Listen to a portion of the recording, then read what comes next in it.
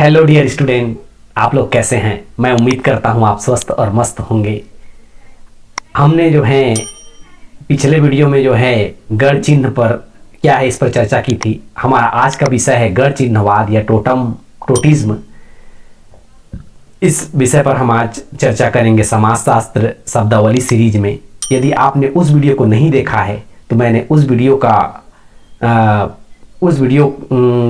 का लिंक जो है इस वीडियो के डिस्क्रिप्शन में दे दिया है, जहां से आप उसे देख पाएंगे। साथ ही मैं इस वीडियो के पीडीएफ मटेरियल डाउनलोड करने का लिंक इस वीडियो के डिस्क्रिप्शन में दे दूंगा, जहां से उसे आप डाउनलोड करके पढ़ पाएंगे। यदि आप चैनल पर नए हैं तो चैनल को सब्सक्राइब कर लीजिए, साथ ही बेल आइकन को भी दबा लीजिए ताकि आने वाले वीडियो का नोटिफिकेशन आपको मिल जाए। तो चलिए शुरू करते हैं हमारा आज का ये वीडियो। गढ़ चिन्हवाद या टोटिज्म किसे कहा जाता है। गढ़ चिन्हवाद समाजशास्त्र की एक महत्वपूर्ण शब्दावली है। गढ़ चिन्हवाद किसी गढ़ चिन्ह के साथ जुड़े हुए विश्वासों, प्रथाओं और संस्कारों के समूह को ही क्या कहा जाता है, गढ़ चिन्हवाद कहा जाता है। किसी टोटम के मानने वालों का अपने गढ़ चिन्ह के साथ यानी टोटम के साथ जुड़े हुए विश्वास, प्रथा और संस्कारों के समूह को ही गढ़ चिन्हवाद कहा जाता है। टोटम या गढ़ चिन्हवाद किसी सामाजिक समूह यानी कि गोत्र या फिर वंश समूह तथा किसी प्राकृतिक वस्तु जैसे कोई वृक्ष, पशु, पक्षी, पेड़ पौधा के बीच स्थापित प्रतीकात्मक संबंधों की अभिव्यक्ति है। वह उनके बीच यानी किसी वंश समूह या गोत्र समूह का किसी पेड़, किसी प्राकृतिक वस्तु, कोई वृक्ष, पशु जैसे कोई पक्षी, मोर या नाग, इस तरह के पशु पक्षी के साथ स्थापित प्रतीकात्मक संबंधों की अभिव्यक्ति है। भावनात्मक संबंधों की अभिव्यक्ति को ही गढ़ चिन्हवाद कहा जाता है। टोटमवाद की उत्पत्ति कैसे हुई या गढ़ चिन्हवाद की उत्पत्ति कैसे हुई, इस संबंध में मानव शास्त्रियों ने अपने अपने तर्क एवं व्याख्याएं प्रस्तुत किए हैं। इसमें एक महत्वपूर्ण समाजशास्त्री वान गेनप हैं, जिन्होंने 1920 में टोटमवाद की उत्पत्ति के 1 दर्जन से अधिक सिद्धांतों का विश्लेषण किया कि गढ़ चिन्हवाद यानी टोटमवाद की उत्पत्ति कैसे हुई, है ना। लोगों का गढ़ चिन्ह के साथ कैसे मतलब जो है विश्वास, प्रथा या संस्कार या फिर उसका जुड़ाव हुआ, उसके संबंध में जो है 1 दर्जन से अधिक सिद्धांतों का विश्लेषण करने के बाद जो है उन्होंने बताया कि किस तरह से जो है गढ़ चिन्हवाद की धारणा होती है।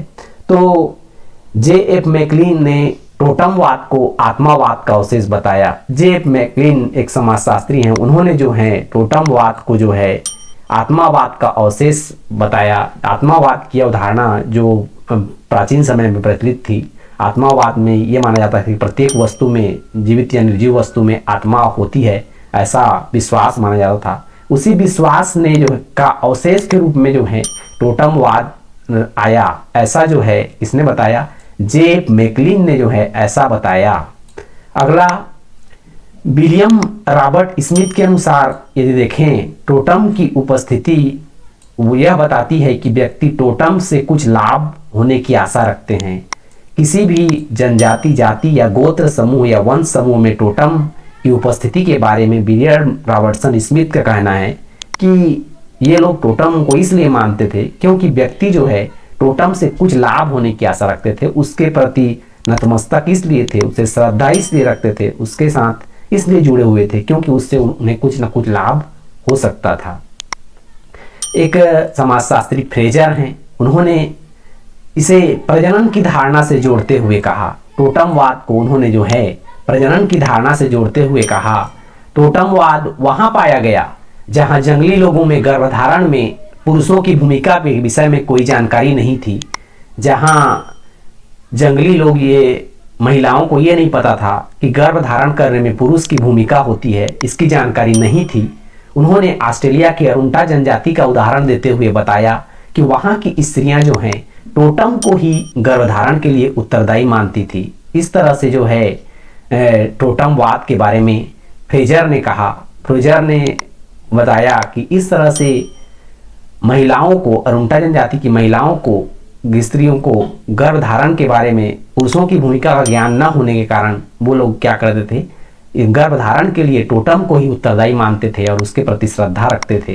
तो इस तरह से प्रजनन की धारणा से टोटमवाद की अवधारणा को फ्रेजर ने जोड़ा। आगे दुर्खिम ने इसकी व्याख्या जो है धार्मिक जीवन के सर्वाधिक प्रारंभिक स्वरूप के रूप में की और बताया कि टोटम की जो पूजा स्वयं की पूजा है।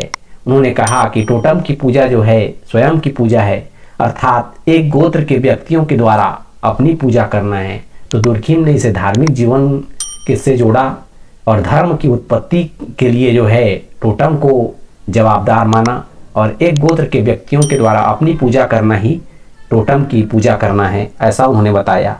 मेलनोस्की एक समाजशास्त्री हैं, उन्होंने कहा कि जीवित रहने के लिए यह आवश्यक है कि व्यक्तियों को दुर्लभ जाति के पौधों और पशुओं के बारे में ज्ञान हो। किसी व्यक्ति को जीवित रहने के लिए, इस समय सर्वाइव करने के लिए क्या होना चाहिए, व्यक्तियों को दुर्लभ जाति के पौधों और पशुओं के बारे में ज्ञान होना चाहिए।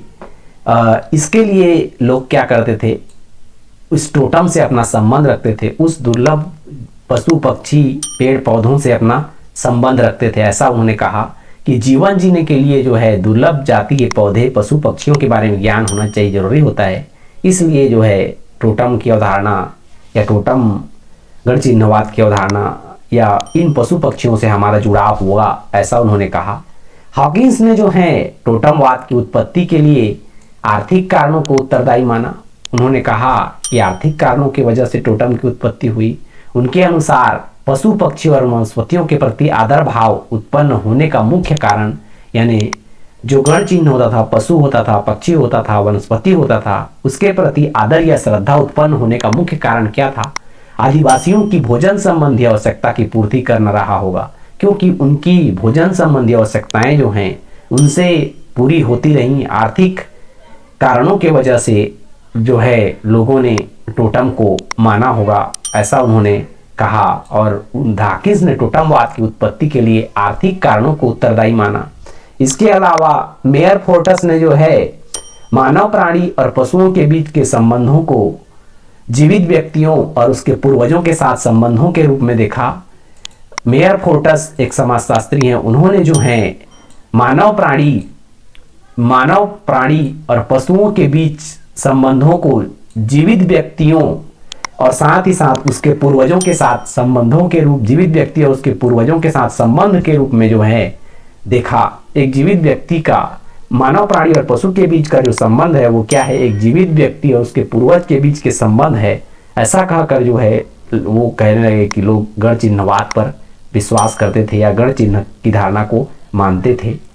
एक इवान प्रिचार्ड ने जो है टोटमवाद की प्रकार्यात्मक उपयोगिता को अस्वीकार किया। उन्होंने अस्वीकार करते हुए कहा कि सर्वाधिक बेकार या फिर अनुपयोगी है।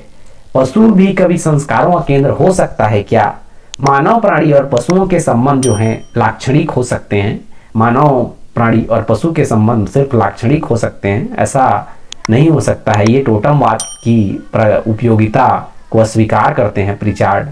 तो इस तरह हम देखते हैं कि मतलब जो है टोटमवाद कुल मिला के क्या है, एक टोटमवाद या उनकी अवधारणा जो है या टोटमवाद या गण चिन्हवाद किसी गण चिन्ह के साथ जुड़े हुए विश्वासों प्रथाओं और किसी गण चिन्ह के साथ जुड़े हुए विश्वासों प्रथाओं और संस्कारों के समूह को ही क्या कहा जाता है, गण चिन्हवाद कहा जाता है। और साथ ही साथ हम लोग इसके टोटमवाद की उत्पत्ति के विभिन्न सिद्धांतों का विश्लेषण कर लिया है। टोटमवाद या गण चिन्हवाद किसी सामाजिक समूह, वंश या गोत्र समूह या किसी प्राकृतिक वस्तु जैसे कोई वृक्ष, पशु आदि के बीच स्थापित प्रतीकात्मक संबंधों की अभिव्यक्ति मात्र होती है। मैं उम्मीद करता हूं कि आपको गण चिन्हवाद की अवधारणा समझ में आ गई होगी। गण चिन्हवाद क्या है? किसी गण चिन्ह के साथ जुड़े हुए विभिन्न प्रकार के विश्वास, प्रथा और संस्कार के समूह को ही क्या कहा जाता है, गण चिन्हवाद कहा जाता है। यहाँ पर गण चिन्हवाद के उत्पत्ति के संबंध में अलग अलग तरह के गण चिन्ह के साथ विश्वास, प्रथा और परंपराओं के बारे में हमने देखा, अलग अलग समाजशास्त्रियों का मत देखा। मैं उम्मीद करता हूं कि आपको जो है गण चिन्हवाद की अवधारणा समझ में आ गई होगी। यदि आपको वीडियो पसंद आया होगा तो इसे लाइक कीजिए, अपने दोस्तों तक शेयर कीजिए। साथ ही साथ यदि चैनल पर नए हैं तो मेरे चैनल को सब्सक्राइब कीजिए ताकि और बेल आइकन को दबा लीजिए ताकि आपको आगे लेटेस्ट आने वाली वीडियो का नोटिफिकेशन मिलता रहे।